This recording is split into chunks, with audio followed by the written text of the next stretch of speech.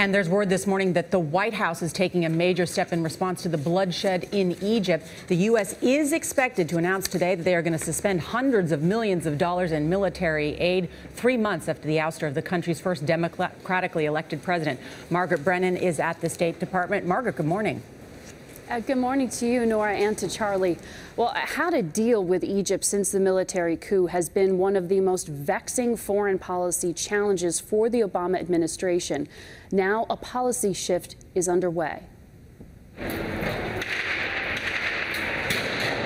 Hundreds of millions of dollars in military aid to Egypt is being held back. Of the $1.3 billion the U.S. gives Egypt each year, half of that has already been handed over. The remaining $585 million is effectively suspended. The administration is withholding that aid due to the actions of the Egyptian military-led regime. Since the army ousted President Mohamed Morsi from power in July, hundreds have died in political violence. 59 were killed just this Sunday. In the last 3 months, the government has arrested nearly 2,000 people, mainly Morsi supporters. The U.S. has urged the Egyptian government to quickly hold elections and make democratic reforms. Neither have happened, and violence has escalated. In his UN address 2 weeks ago, President Obama acknowledged the importance of the relationship between the two countries, but said that the future of U.S. aid was in question. The United States will maintain a constructive relationship with the interim government that promotes core interests like the Camp David Accords and counterterrorism. But we have not proceeded with the delivery of certain military systems, and our support will depend upon Egypt's progress in pursuing a more democratic path.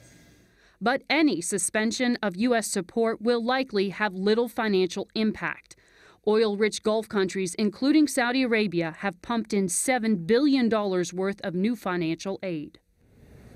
The State Department says no final decisions have been made. The policy is under review. We expect to get some details in the coming days, but the administration is walking a fine line. They are not cutting off the Egyptian military, but they're also saying we won't accept the status quo.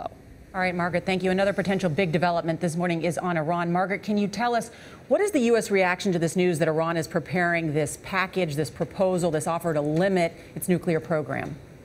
Well, if Iran agrees, it would be a significant step, and the U.S. is enthusiastic about that. We do know from Iran that they plan to make a concrete proposal next Tuesday in Geneva, and the U.S. expects them to respond to a previous offer by the Europeans and Americans to lift some sanctions in exchange for things like halting production of weapons-grade material. But that's on the table. We don't know how quickly Iran will move to give access to all of its nuclear sites, and a big question here at home is, will Congress allow the administration to lift even some of the sanctions? A very important point, Margaret. Thank you.